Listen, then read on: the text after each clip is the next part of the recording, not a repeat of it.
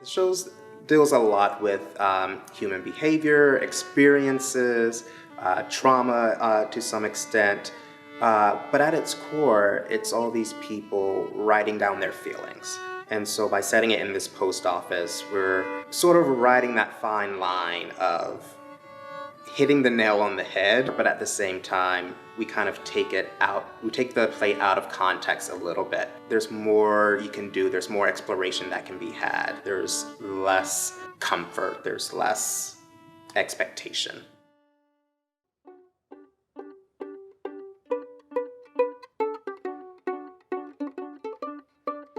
The set for Tiny Beautiful Things is a kind of old Federalist post office. So the grandeur that is the older post offices that you see around downtown Providence and Pawtucket and those old cities.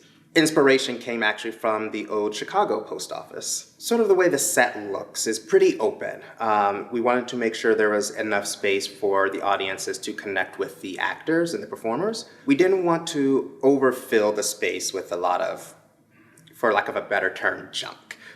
So you will notice that the design is very open, it's very spacious, but at the same time, there aren't a lot of places for the actors to go. So they're forced to really connect with the audiences. So when designing the set and thinking about the letter writers and kind of how they fill the space, we really knew early on that we didn't want them to appear and then just go away. We wanted to make sure there was enough space where we can kind of see those people, those actors, move across the space, even if they weren't part of the scene. You know, it was an organic process. Kurt and I sat down and we knew right away that this was a story about people, and a story about people telling their stories. The idea of the story circle came to be, where there's always groups of people, whether they're families, friends, people from different areas, but you know, the idea of everyone gathering around the quote-unquote fire pit and telling stories really drew us to kind of where we landed. Because in telling these stories and being in this storytelling circle,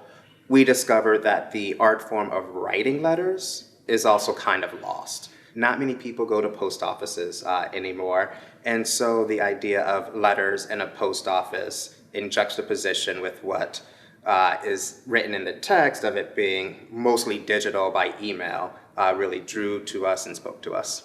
In the script, it says that we're in Sugar's living room in her house.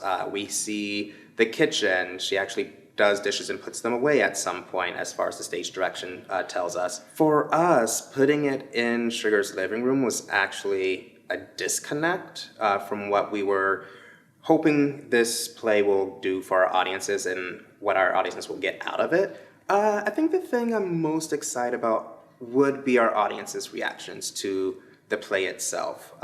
We are hoping that our audiences can see themselves in the stories that are being told on stage throughout the course of the evening. You know, there's a couple of surprises that we have in store that I won't spoil them, but there will be opportunities for our audiences to feel even more connected with the play, with the actors, and with these stories than probably any other production does.